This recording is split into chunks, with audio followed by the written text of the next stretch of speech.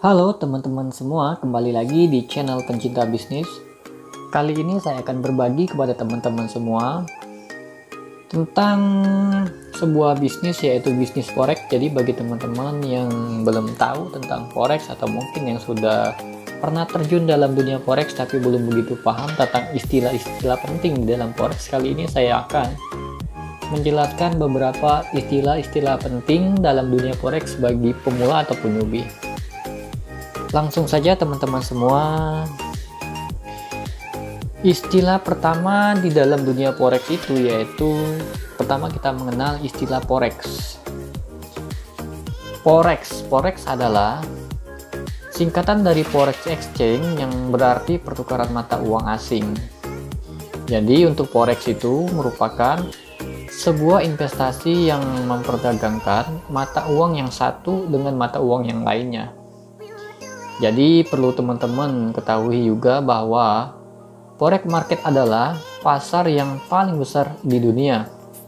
Untuk saat ini saja perputaran uang di market forex ataupun di pasar modal ini setiap harinya itu bisa mencapai triliunan US dollar per hari. Nah, selanjutnya istilah yaitu yang namanya trader. Kalau untuk trader adalah seseorang yang berdagang di pasar valuta asing atau pasar saham. Contoh, saya, Anda, dan apabila kita sudah melakukan transaksi di sebuah broker, itu sudah bisa disebut seorang trader, seperti itu. Dan selanjutnya istilah broker. Jadi untuk broker adalah perusahaan yang berperan sebagai perantara perdagangan. Secara khusus, broker forex menghubungkan trader dengan jaringan pasar interbank, tempat terjadinya transaksi forex secara over the counter. Contoh, nama-nama broker yang mungkin teman-teman pernah dengar juga yaitu MRG Premier, YK Invest, Monex, Hot Forex, FBS, OctaFX, dan lain sebagainya. Kalau disebut satu-satu sangat banyak banget ya teman-teman semua. Dan untuk broker juga dia terbagi dua, ada broker lokal, ada broker luar. Kalau untuk broker lokal kebanyakan sudah banyak terdaftar di Bapepti, tapi kalau untuk broker luar rata-rata belum terdaftar di Bapepti. Terus selanjutnya istilah dalam dunia forex ini yaitu margin call, atau kalau biasa seorang trader itu MC. Jadi untuk istilah MC ini ataupun margin call ini adalah sistem peringatan jika equity atau ekuitas akun trading kita itu sudah tidak mencukupi nilai margin yang dibutuhkan untuk membuka posisi transaksi. Jadi untuk simpelnya yaitu dana yang ada di akun trading kita itu dananya sudah habis dan semua posisi yang ada akan terstop out secara otomatis ataupun akan terclose secara otomatis karena dananya sudah habis, seperti itu. Kemudian selanjutnya istilah berikutnya yaitu istilah analisa teknikal ataupun analisa teknikal. Jadi untuk analisa ini adalah analisa yang menggunakan grafik atau charting yang digunakan untuk mengukur pergerakan harga. Contoh untuk analisa teknikal itu kita menghubungkan antara garis ke garis. Sekarang teman-teman bisa lihat gambar yang sekarang. Ini kita bisa saja menentukan analisa teknikalnya. Dengan cara apa? Dengan cara kita mengukur dengan menggunakan indikator. Contoh kita sekarang menggunakan indikatornya Fibonacci. Nah, ini sekarang pergerakannya sudah mulai up, kita tunggu retrace. Nah, ini salah satu bentuk kita menganalisa market dengan cara teknikal, seperti itu. Lanjut ke istilah berikutnya yaitu istilah analisa fundamental. Jadi untuk analisa fundamental ini adalah analisis menggunakan berita-berita fundamental untuk memprediksi pergerakan harga. Jadi kita itu trading dengan mengamati data dari dalam suatu negara, baik dari segi perekonomian, politik, ataupun kondisi dalam suatu negara yang sedang kondusif atau tidak, seperti itu. Selanjutnya istilah berikutnya yaitu currency pair, kalau teman-teman pernah dengar. Jadi untuk currency pair ini adalah pasangan mata uang yang diperjualbelikan dalam trading forex. Contoh, kalau teman-teman mau tahu currency pair itu bisa kita lihat di sini ada currency pair. Nih, teman-teman bisa lihat nih, currency pair itu antara mata uang sekarang AUD Kanada, berarti mata uang Australia terhadap Kanada. Ini ada AUD JPY, berarti mata uang Australia terhadap Jepang Yen. Dan begitu juga seterusnya, seperti itu. Dan next, selanjutnya kita melihat istilah berikutnya yaitu tentang chart. Chart juga disebut dengan grafik. Kalau untuk orang awam ataupun pemula biasa bilangnya chart, biasa bilangnya grafik. Tapi buat seorang trader itu bilangnya chart ataupun charting. Nah, chart atau charting yang mana? Teman-teman bisa lihat chart atau charting ini. Yang kita lihat sekarang ini adalah charting. Dan juga untuk chart, dia terbagi atas 3. Yang pertama ada bar chart. Kalau untuk bar chart, dia seperti ini bentuknya, garis-garis saja. Yang kedua, ada yang namanya candlestick chart yang kita pakai yang tadi, seperti ini. Ada juga yang bilang lilin batang, lilin Jepang, seperti itu. Tapi yang jelas ini nama terkenalnya candlestick chart. Terus ada juga istilah line chart. Kalau untuk line chart ini hanya pergerakan garis. Biasanya para trader menggunakan ini untuk menentukan antara support sama resisten. Jadi lebih gampang. Oke, kita kembali lagi ke candlestick chart. Selanjutnya untuk istilah penting lagi dalam forex ada yang namanya indikator. Jadi untuk indikator itu adalah alat penting bagi trader untuk mengetahui kondisi pasar sebelum melakukan trading forex. Nah, kalau untuk istilah ini, indikator contohnya ini indikator yang saya gunakan sekarang, namanya indikator moving average. Dia ada EMA, exponential moving average, ada moving average saja. Jadi indikator ini alat bantu buat kita mempermudah kita untuk menganalisa technical dalam suatu market. Nah, contoh yang ini indikator juga, indikator stokastik. Dan juga saya lihat indikator yang lain.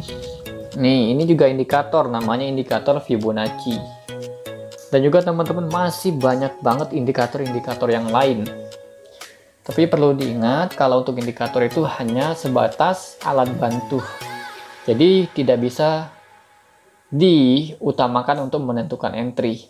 Tapi kebanyakan trader pemula banyak menggunakan indikator sebagai titik entry, sebagai untuk mengambil keputusan, seperti itu. Oke, selanjutnya istilah berikutnya ada yang namanya istilahnya balance. Balance itu adalah saldo jumlah dana deposit dan top up dalam rekening trader yang tersimpan di broker. Jadi kita punya akun, di dalamnya ada balance-nya. Kalau kita lihat di sini, kita putar, ya. Ini saldonya 2.618 US dollar. Ini saldonya. Terus kita kembali lagi ke chart. Terus selain istilah saldo, ada juga istilah pre-margin. Nah, pre-margin ini adalah sisa saldo Anda yang tidak sedang digunakan untuk entry posisi. Jumlah modal yang telah dikurangi transaksi sebelum mendapatkan untung atau rugi. Nah, untuk contoh daripada pre-margin ini, kita langsung langsung lihat saja biar gampang dipahami, mudah dipahami. Ini contoh pre-margin ataupun margin bebasnya. Ada di sini keterangannya, margin bebas. Oke. Dan selanjutnya ada istilah yang namanya equity atau ekuitas. Jadi kalau untuk equity atau ekuitas adalah jumlah dana yang menghitung akumulasi profit loss trading. Maksudnya profit atau loss trading. Nah, jadi kalau untuk equity ini, kalau kita kasih contoh, kita luruskan lagi. Iya, equity-nya ini. Nah, jadi kalau untuk equity ini equity pada saat kita open posisi, atau mungkin kita lagi open posisinya, entry-nya buy, ada yang sell, ada yang floating minus, ada yang floating profit. Nah, itu equity-nya kelihatan di sini. Beda dengan saldo yang tadi. Kalau saldo ini total keseluruhan, baik itu transaksi yang floating profit plus floating minus. Kalau equity ini kebanyakan trader pemula itu lebih mementingkan saldo daripada equity. Contoh nih, biar lebih gampang lagi dicerna, kita langsung aja entry. Kita kasih contoh entry-nya di pair USD JPY, kita open posisi. Kita klik, open posisinya 0,1 lot, kita buy. Nah, ini kita entry. Terus kita miringin lagi. Nah, ini kan saldo. Saldonya tadi tetap yang sama, 2618. Tapi equity-nya dia berkurang, jadi 2617. Nah, ini kalau floating minus, otomatis equity-nya dia akan berkurang. Tetapi kalau kita floating profit, maka equity-nya akan bertambah, malahan bisa di atas saldo. Jadi seperti itu pengertian equity-nya. Jadi teman-teman semoga bisa dicerna ya untuk pengertian equity-nya. Next, selanjutnya kita lihat istilah yang lain dalam forex. Ada yang namanya istilah leverage. Jadi leverage ini adalah daya ungkit sehingga Anda tidak perlu dana yang besar saat melakukan trading forex. Jadi semakin besar leverage dalam suatu broker, kita bisa trading untuk membuka open posisi. Juga bisa semakin banyak. Jadi contoh, setiap broker kan memiliki kebijakan mekanisme yang berbeda-beda. Ada yang menentukan leverage-nya 1:200, ada yang 1:300, ada yang 1:400, 1:500, bahkan ada yang 1:1000. Nah, semakin besar leverage, nanti kita open posisinya. Ini saya lihatkan, ini kan kita open posisinya cuma satu transaksi, cuma satu kali doang. Nah, kalau kita memiliki leverage yang besar, itu kita bisa banyak transaksinya. Kadang-kadang kan kalau kita menggunakan leverage yang kecil, contoh hanya 1:2, terus modal kita sedikit, modal kita hanya 100 US dollar. Nah, kalau kita entry yang banyak, itu tidak bisa, hanya terbatas paling dengan modal 100 US dollar. Itu entry-nya hanya beberapa, open posisi hanya beberapa currency saja karena leverage-nya sedikit, kecil. Tapi kalau kita leverage-nya besar, itu kita bisa banyak untuk melakukan transaksi. Seperti itu. Terus next, kita lanjut lagi istilah yang penting dalam dunia forex. Ada istilah yang namanya spread.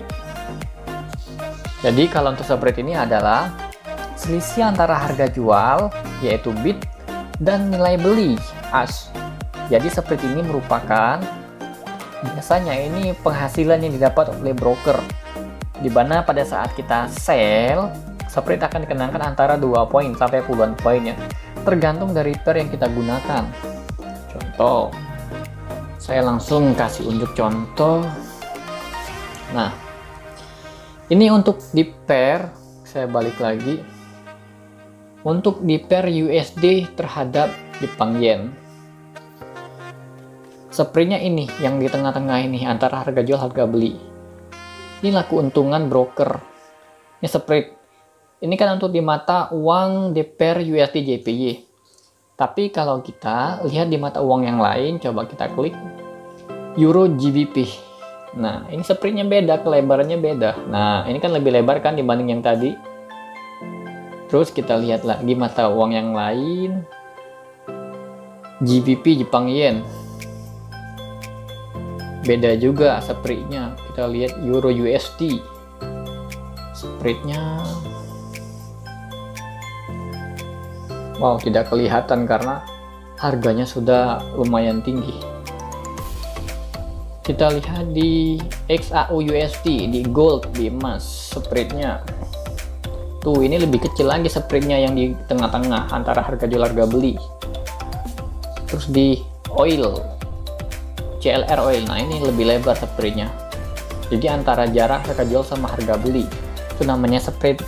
Tapi buat teman-teman yang mau join di broker, usahakan cari spread yang sedikit, yang tipis, bahkan hanya beberapa pips. Tujuannya agar pada saat kita open posisi ataupun entry, eksekusi kita, take profit kita lebih cepat kejemput dan stop loss kita tidak gampang dicoel seperti itu. Terus selanjutnya, istilah penting berikutnya dalam forex yaitu lot. Jadi kalau teman-teman pernah dengar istilah lot dalam forex, untuk lot pada dasarnya adalah satuan hitung internasional yang digunakan di financial market. Saya kasih contoh langsung ini. Nih lot. Nah, kalau sekarang kan kita menggunakan lotnya kecil, 0,1 lot. Ini coba kalau kita klik lagi yang ini. Nah, kalau kita tambah lagi seperti ini, kita klik. Ini 0,2 lot. Terus kita klik lagi yang ini udah 1 lot. Dan cara penggunaan lotnya ini kita kondisikan dengan money management kita. Jangan sampai modal kita kecil, tapi kita entry-nya, open posisinya lot yang gede-gede.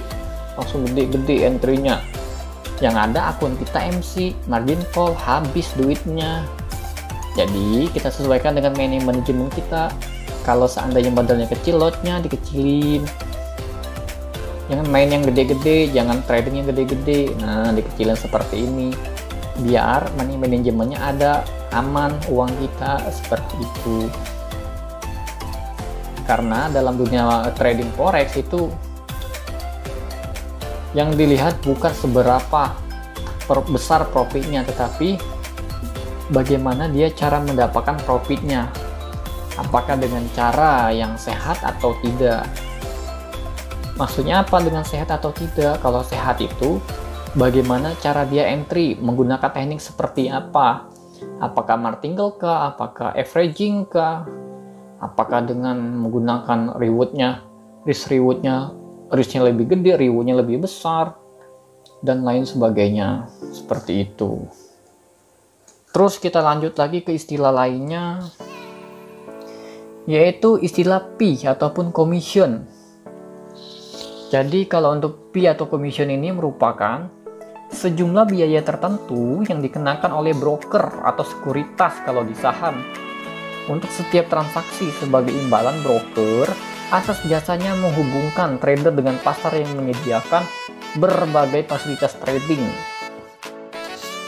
Nah, langsung saja kita kasih contohnya biar gampang dipahami. Ini kita coba entry, asalan saja kita entry-nya sell. Nah, jadi P atau komisi ini biaya cas ataupun potongan setiap kali kita melakukan transaksi buy atau sell. Jadi setiap kali kita melakukan transaksi, mau itu transaksinya profit, mau transaksinya loss, itu kita dikenakan biaya cas jasa dari si broker, kena potongan. Jadi setiap broker juga menentukan kebijakan untuk fee-nya dia berbeda-beda. Dan ada juga dari beberapa broker menentukan untuk fee-nya dia gratis ataupun fee free commission, jadi nggak ada kena potongan. Jadi ibarat kata kalau di dunia sektor real, commission ini fee-nya ini adalah biaya sewa ruko, sewa rumah dan lain sebagainya. Jadi kalau di dalam dunia trading forex ini disebutnya fee ataupun commission. Jadi seperti itu. Terus kita kembali lagi ke chartnya. Istilah berikutnya yaitu tentang buy. Jadi buy itu adalah posisi untuk beli dalam trading forex. Jadi kita menganalisa market dengan mengharapkan harga naik. Contoh, kalau kita klik di sini, kita klik, nah ini buy. Kalau kita klik buy, berarti kita menganalisa marketnya, mengharapkan harga itu naik. Nah, apabila analisa kita benar dan ternyata harga benar-benar naik, nah itu kita mendapatkan profit, mendapatkan floating profit. Nah, apabila analisa kita salah, malah harganya berbalik arah turun, itu analisa kita salah, kita mendapatkan loss ataupun floating loss seperti itu. Terus istilah berikutnya tentang sell. Nah, jadi untuk sell ini adalah posisi untuk jual dalam trading forex. Jadi kita menganalisa market dengan mengharapkan harga turun. Contoh, sekarang kita kan sudah sell. Ini kita mengharapkan harga ini turun. Nah, apabila analisa kita benar, kita nanti mendapatkan profit, floating profit. Tapi kalau analisa kita tidak sesuai dengan apa yang kita harapkan, nanti harganya malah berbalik arah naik. Itu analisa kita salah. Nah, itu kita kena floating loss.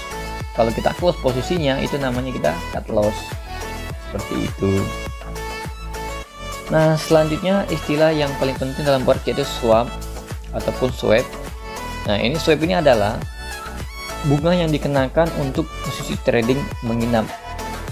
Jadi kalau kita punya transaksi dalam forex ataupun future, kita punya transaksi kita itu menginap, itu dikenakan biaya cas, biaya inap. Langsung kita lihat contohnya. Nah, ini kan ada transaksi nih. Transaksi biasanya kalau untuk forex itu dia tutupnya jam 4 subuh. Tutup jam 4 subuh, buka lagi antara jam 5 jam 6 subuh. Itu buka. Nah, kalau transaksi kita tidak ada yang terclose, itu kita dikenakan biaya inap. Kalau dalam dunia sektor realnya, itu biaya inap itu kalau seandainya kita contoh menginap di suatu hotel, nah itu biaya inapnya, bayar untuk ke hotelnya. Sama juga di dunia forex, kalau ada transaksi yang menginap itu kita dikenakan biaya inap juga atau disebut dengan swap. Nah, kalau untuk biaya swapnya ini tergantung dari kebijakan broker. Setiap broker itu memiliki kebijakan biaya swapnya berbeda-beda. Nah, ada juga broker yang menentukan free ataupun gratis biaya swap. Seperti itu. Terus kita kembali lagi ke chatnya. Yang selanjutnya tentang pips.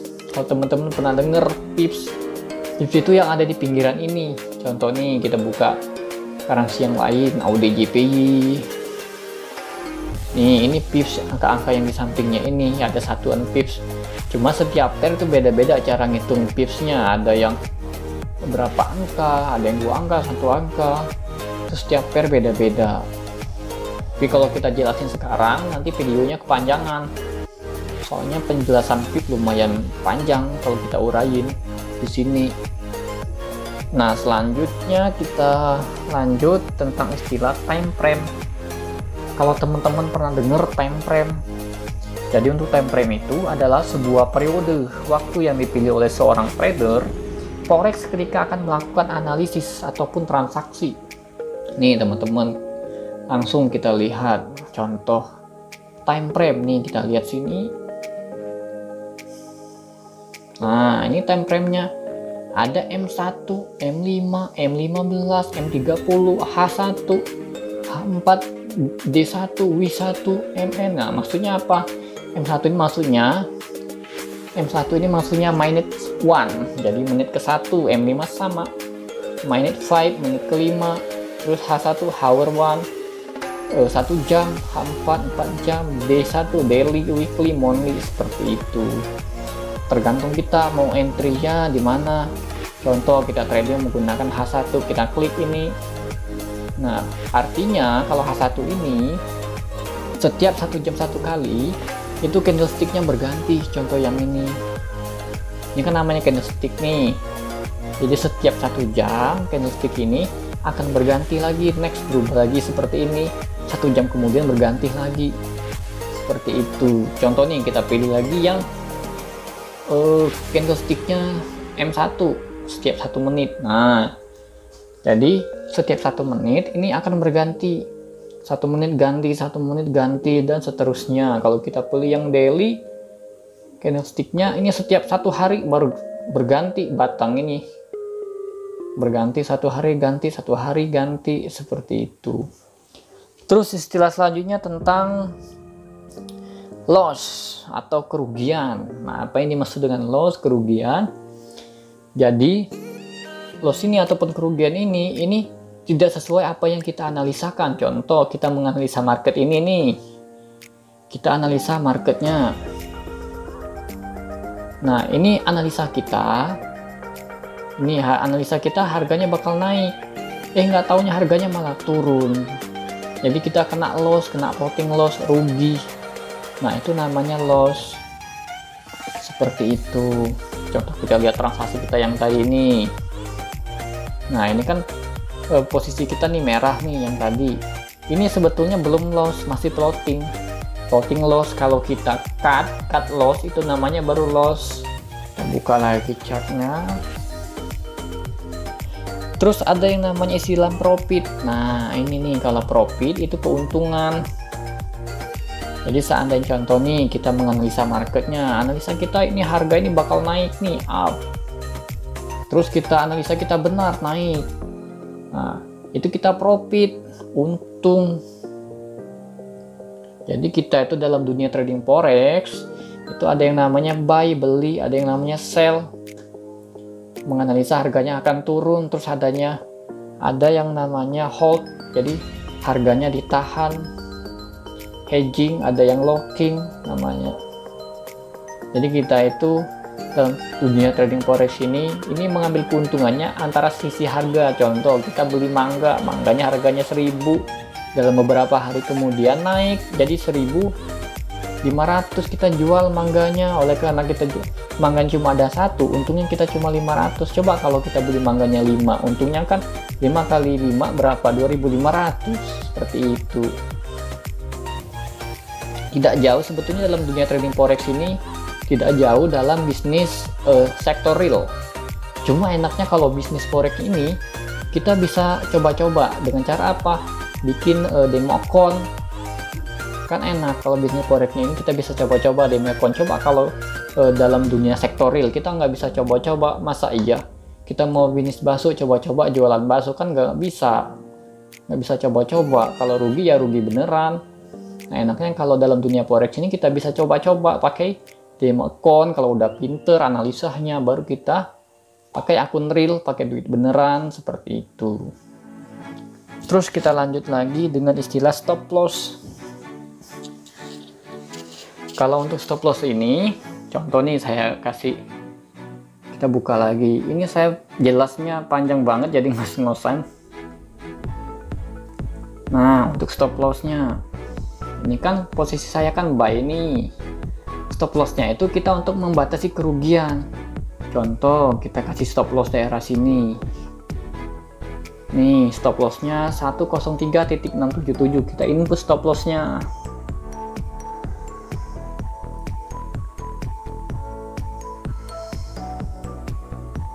Ini jaringannya lagi lag. Coba kita refresh sebentar. Sorry, saya kembaliin dulu sebentar. Kita buka lagi aplikasinya, MetaTrader 5-nya. Iya. Nah, jadi stop loss itu coba kita input stop loss yang tadi. Kita ukur harganya di 103.677. 103.677. 103.677. Oke. Nah, selesai. Terus kita balik lagi. Jadi stop loss itu kita membatasi kerugian. Jadi apabila kita menganalisa dalam sebuah market, baik itu menganalisanya mengharapkan buy naik ataupun sell turun. Contohnya sekarang kita kan analisanya mengharapkan buy naik. Kalau analisa kita tidak sesuai dengan apa yang kita harapkan, contoh harganya malah berbalik arah menjadi turun seperti ini. Set. Nah, ini kan rugi nih. Jadi kita batas kerugian sudah kita batasin resikonya sampai sini, risknya.